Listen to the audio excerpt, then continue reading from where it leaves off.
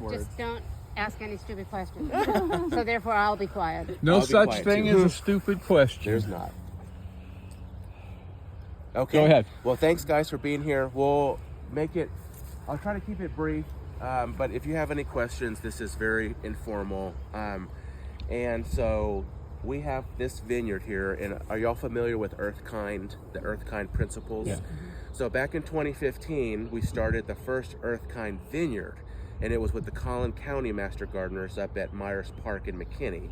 And so they kind of championed, Dr. Steve George, Dr. Justin Shiner, put in the first one, and we've expanded since because Myers Park is very unique. They're on black gumbo, but North Texas is pretty diverse in what we have. And so under Earthkind, this trial I know is not fully active as far as the data collection and things like that. So this is more a demonstration vineyard for the master gardeners here in the public as y'all see fit. But long story short, I want to give you the story because it's important to understand the purpose and how we're going to prune these vines and take care of them throughout the year and what we can expect. So Collin County was the first one. We now have about seven identical trials across the state. And we've got them in Dallas County, and they're all with master gardener groups. And at least initially, there were 9 varieties under trialing. And so essentially, there are a lot of grapes we can choose from our box stores and online, but most of those are going to be very high maintenance, high risk grapes that are going to require a lot of spraying of both organic and or conventional pesticides. And most people in the general public and maybe master gardeners are wanting something a little lower maintenance, but that still do well and that are very productive, have multi-use. So all these grapes here are, except for one, maybe, we'll see if I see Victoria Red, but most are what we call multi-use.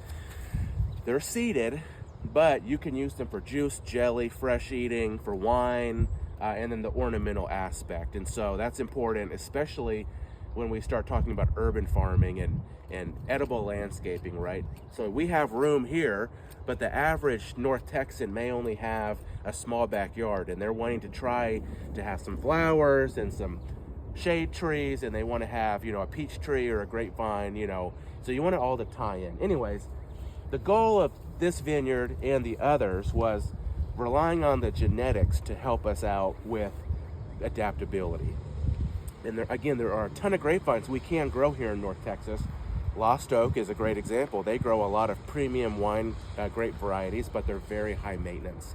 And so we thought of these 9 varieties, at least some of them may do well, and depending on the site. So we have a bunch of different varieties. Some are red, some are white, but they're all multi-use. And we want to make sure they don't die from Pierce's disease. We'll talk more about that inside and some of the other challenges. But with pruning, it's the most important thing we can do. And the reason is we're taking this vine that is a mess, and it has lots of buds. So y'all can see the buds here popping, right? This is the time to prune. So right when we see bud break in a small vineyard like this, where it won't take but, a few hours to prune, this is the time to start pruning. And we'll talk more about that inside where it's not raining. But we have a vine here, and with this vineyard, we want to train our grapevine to a T-shape. So if you replant anything, you're going to have a green shoot, you're going to train it up to a trunk, and then it's going to split one way to the right and one way to the left. We call those arms or cordons. That's a fancy term, really just meaning an arm. And we want all the growth to come off those arms. We don't want to see a bunch of green shoots coming from the ground or on the trunk. We want everything to be a nice canopy and wall. And so we need to prune this vine. So I'm going to go ahead and let's go to this other one first. Since it's starting to rain again. So real quick, there's 4 steps in pruning. The first step is make sure your vine's alive. If we had a winter storm Uri, we lost vines. We want to make sure it's alive. We can cut in and we can see nice green and moist. And you'll typically see some death at the ends with the really weak growth. That's normal. But if the vine's alive and we have our cordons fully... Should we have pulled these I'll off? talk about that later. Okay. Yeah, that's a great question. The answer is this is the time to do it. But yes, we'll talk about that. But if the vine's alive, step one, and the cordons or these arms are filled out, the cordons, longer is not always better. So you could let one of those go all the way down, and sometimes the mother vine will try to do that. It's not necessarily a good thing. We want a very particular canopy and vine training system. And so the cordons are supposed to meet roughly halfway in the middle from vine to vine. Okay, and these ones are pretty well filled out. I see here, this kind of zigzags over here, and we've got this blank space. So I can take one of these, what we call canes, which is just a dormant shoot that was green last year. And I can go ahead, before I start doing my main pruning, I can go ahead and finish out this cordon. And we do that incrementally, but we're finishing off this, and we've got a lot of growth, so you won't see that really. But I'll go ahead and just lay this out. You can see how I am extending this cordon or arm, and I'm going to cut it right about here. Okay. One thing with grapes is we prune them severely every year. They need to be pruned every year if you want to minimize disease, maximize fruitfulness and quality. Even if you have a grape on an arbor or pergola, it's going to be harder to get to. It's going to be a little less pruning, but we still want to do some pruning on those, unless you just purely want that grapevine for shade. So you can kind of see, and you can use ties. Do not use zip ties, or this horticulture tie tape's great because it stretches and it's biodegradable over time. So we can go ahead and tie this cordon up and finish it. Now, so step one is the vine is alive, our cordons are gone, because once we start cutting, you can't put it back, right? And you go, oh, I cut off a cane that would have been perfect to extend the actual more semi-permanent structures of the vine. And this will become more clear as we move forward. Grapevine pruning is a little intimidating at first, but once you get the hang of it, even an Aggie like me can do it. So, you'll be confident, as interns and master gardeners, everything, it's all about experience and learning and doing. And so if we have time, we can certainly do some practice. But you're gonna make some mistakes. And the great thing is grapes are very forgiving. And that's why I'm in agriculture, in particular horticulture, not animal science, because you hurt a cow or a lamb, they're gonna cry, and that's not fun. You accidentally make a mistake on a grape, they're not gonna cry at you. So, they're very forgiving, although we wanna prune with purpose. So we're not just pruning for the heck of it. We actually wanna make sure we know why we're pruning. And so step one, again, everything's alive, cordons are out, and the last part of step one is, if you have your arms trained out and the general T-shape is there, anything that's popping out, any growth from below this branching needs to come off. Any suckers coming off the trunk, anything coming from the ground, unless we wanted to retrain the entire vine. If this top vine had died from the winter weather, and I see a sucker coming from the ground, if it's not grafted, which none of these should be, I can take just one green shoot from that when it wakes up and retrain the entire vine. That's how all these vines were trained from, is we propagated them. I'll talk about propagation as well. Someone said y'all have a plant sale coming up. None of these are patented, so you can propagate your own grapes and sell them at the plant sale if you ever chose to do so. That would surprise her, wouldn't it? Yeah.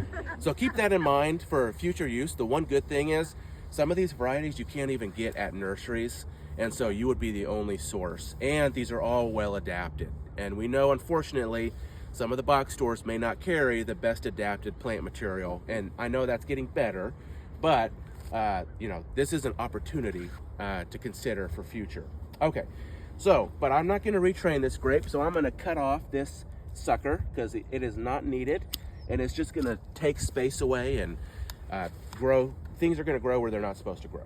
That's step one. Step two is we're gonna start on one side and we're gonna work our way down, okay? And y'all can get a little closer because we're gonna get kind of close here into the weeds, so to speak, on this arm. You see, there's lots of stuff coming off this arm. Some stuff's short, some stuff's really long, okay? You kind of can see at about every hand's width, there's something coming out, right? Look at this, about a hand's width, there's stuff kind of coming out, these canes. Well, we're spur pruning this vineyard. That's the main type of pruning style. as opposed to cane pruning. We're not doing that here. So spur pruning, you'll see every hand's width. We want to set this architecture to where we have good balance, the right amount of green growth and the right amount of fruit, so this mother vine's happy. So we want to make sure that the mother vine has enough children to feed so that we can enjoy the harvest, but that we're not overloading her with too many mouths to feed. And also, if there's too few, then she takes a spa day and this canopy is going to be massive.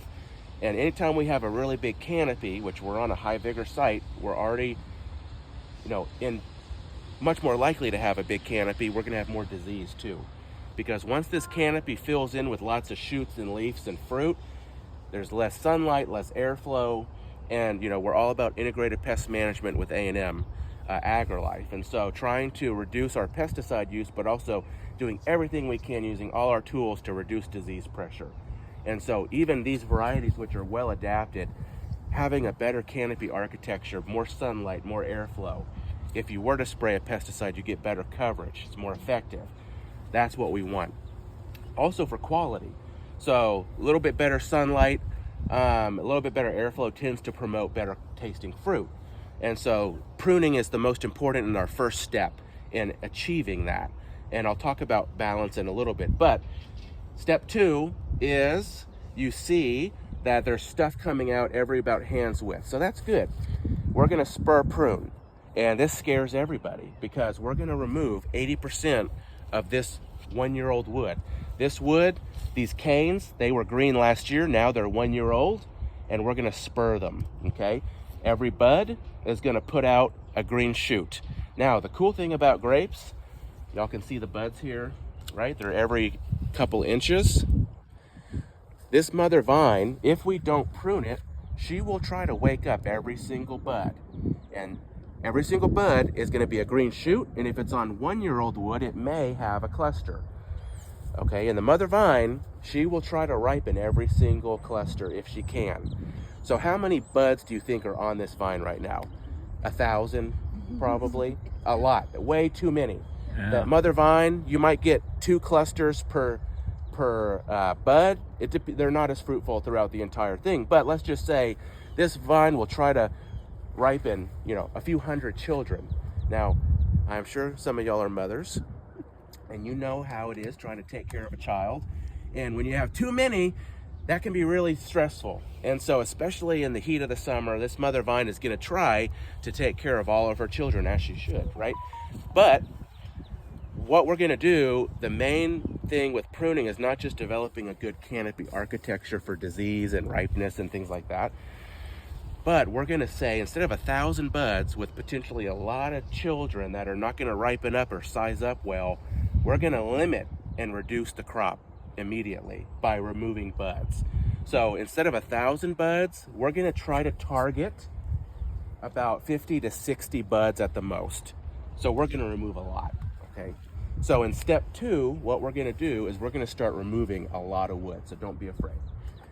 I always say as a horticulturist, we're trying to learn about doing everything right with fruit production, vegetables, flowers. There's lots of different tips and tricks. Other fruit trees, we may not prune as severely, but grapes we do. And that's normal. That's going to promote really good growth for years and years and years. Okay, so we come step 2 and we look every point or every position that something's popping out of, we're going to pick the best cane. There may be 1, and that's all you have. There may be 5. We prune everything out except the best one. So look at this guy. There is a cane right here. Okay? There's no others. So we're not going to remove it completely because we'll remove that whole position. So we're going to keep it. Okay? So that's step 2. Step 3 is we need to leave the appropriate amount of buds, right? If I left all these buds, they're going to become green shoots. And some fruit, way too much fruit, it's not going to ripen well, right? And so we're going to follow the 1, 2, 3 rule. If this diameter of this cane is less than pencil, we'll leave 1 bud on it. If it's pencil size, which is kind of the ideal size for canes, we'll leave 2. And if it's larger, Sharpie size or more, we'll leave 3. Okay? Whole concept about having good balance and having, you know, not too many mouths to feed. So we want our canes to be about pencil to Sharpie size. This one is not there. It's less than pencil. So we want to give it less of a workload, less fruit, so that next year when we come back and prune this same position, it will be a little bigger and better able to hold more fruit, right? So 1, 2, 3. Now you count your bud. There's just one bud here. I'm gonna leave. I make my cut. Now with shears, y'all know about pruning shears and pruning and all that kind of stuff. In general, we want to sanitize our shears because grapevines do have some diseases that we could be spreading, and Lysol or 25% bleach is best. So these have been sanitized, and you don't have to spray them every cut, but I try to do it at least every vine, or maybe at least every row. But if this is a vineyard, we know there's some things like trunk disease, I'm definitely going to spray my shears as often as possible. Okay, so that's best practice. Anyways, I'm going to leave one bud. When I cut, okay, let's just say this was it. When I cut, I don't cut right at the bud because I can damage it.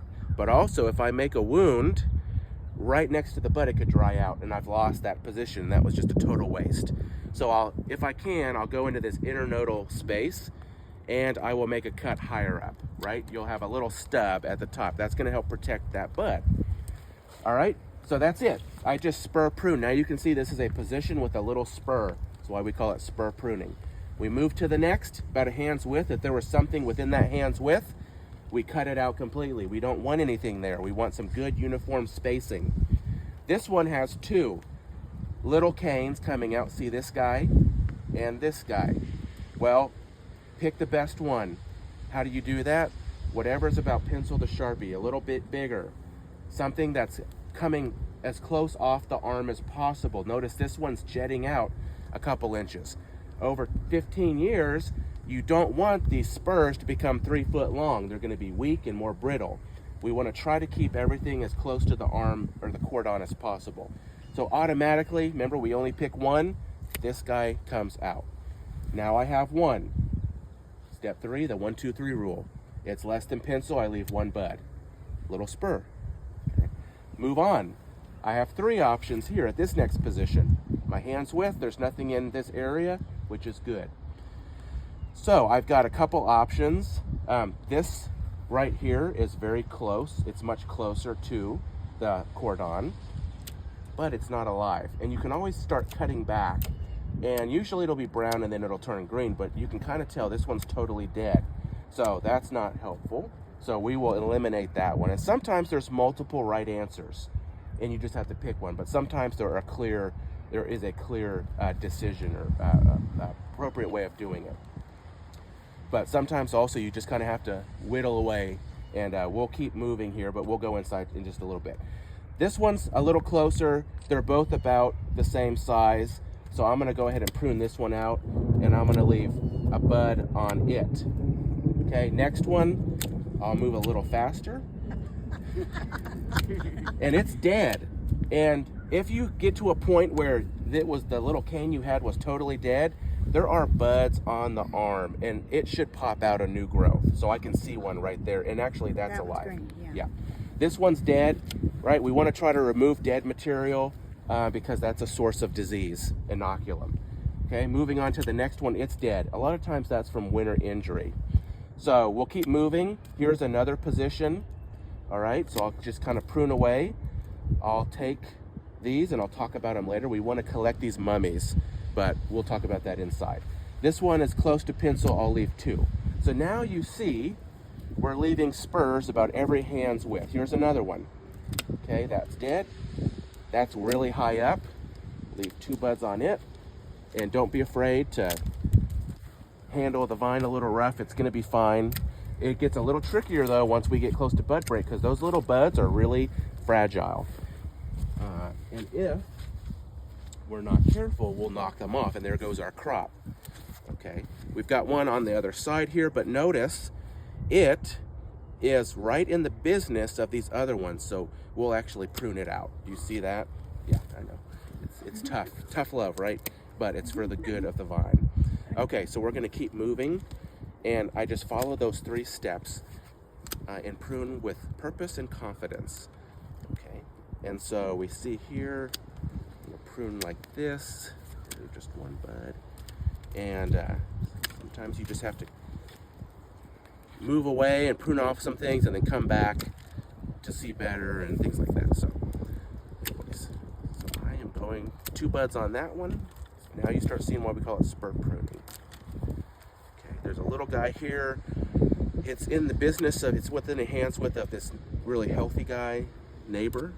Right, so we're gonna keep moving. Actually, that all needs to come off. So don't be afraid, 80%, that's normal to remove this much material each year. Okay, so this is actually a spur.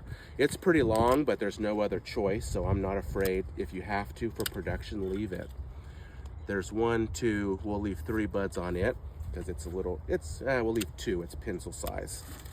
Okay, 1 right there, 1 right there, remove these mummies, 1. And again, since we're only leaving 1, these should grow even better this year, and next year hopefully everything will be about this size. This is a perfect size. It's going to be able to handle 2 buds, that's 2 green shoots and 2 clusters per shoot. That's 4 clusters in this one area. Move over here, only 2 clusters because there's 1 bud, but next year hopefully we can come back and leave 2 buds and it'll have 4. But if I left 4 on these little weak guys, they're not going to be able to feed 4 clusters, and you're going to get stuck with another weak position. That is spur pruning, right? Great. It looks great. The vine did well. We can keep doing that over here and all the way through. Notice on this side, someone has done a great job because they realized we have an arm going to the right, but something happened to our arm going left. And so step 1, make sure the vine's alive and we have cordons. It's alive. We see bud break.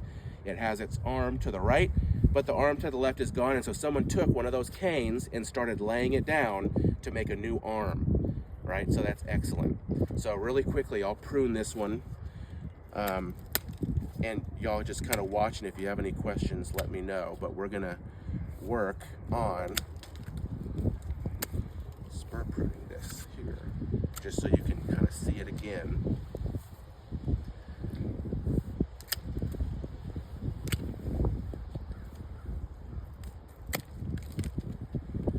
So totally different than a peach tree.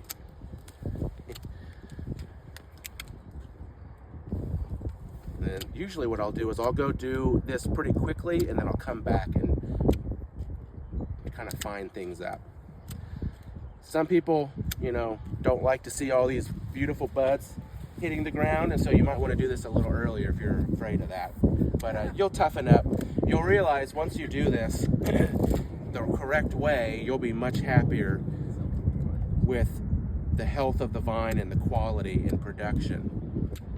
Okay, so this is going to be true for any of these vines. There's one exception, and those are the muscadines, which we do, I believe, maybe we still have some here.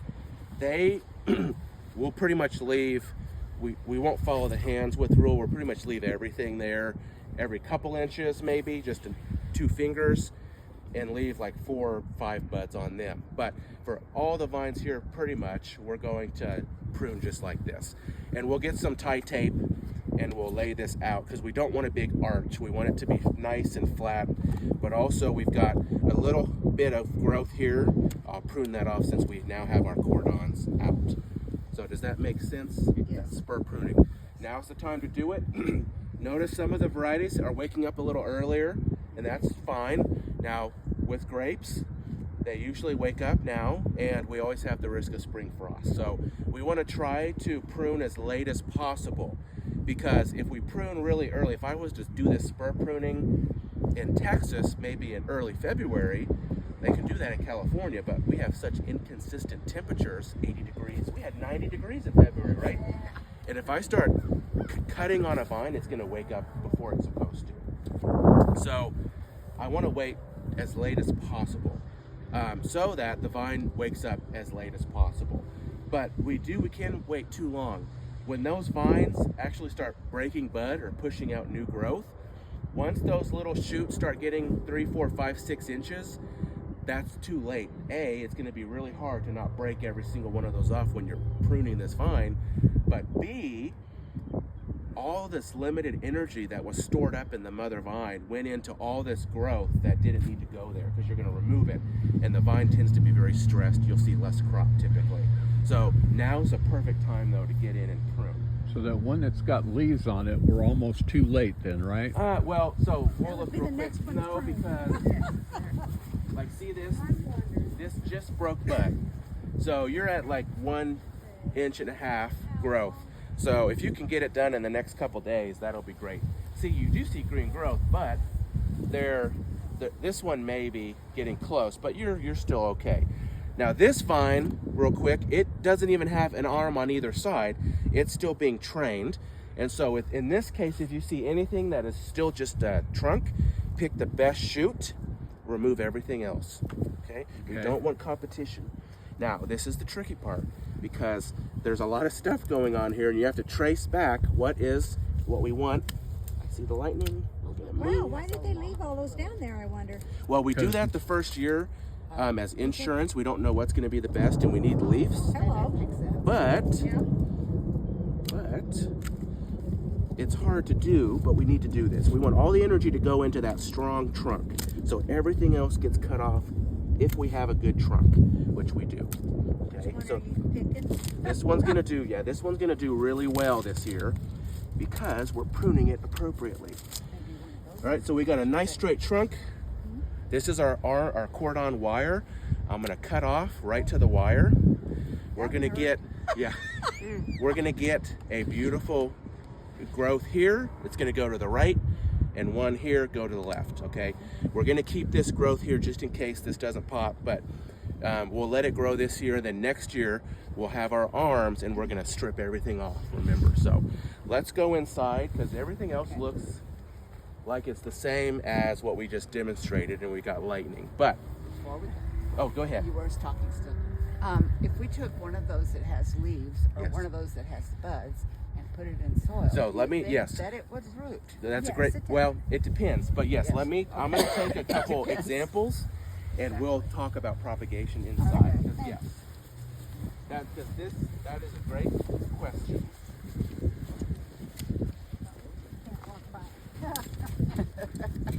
All right, so let's go inside.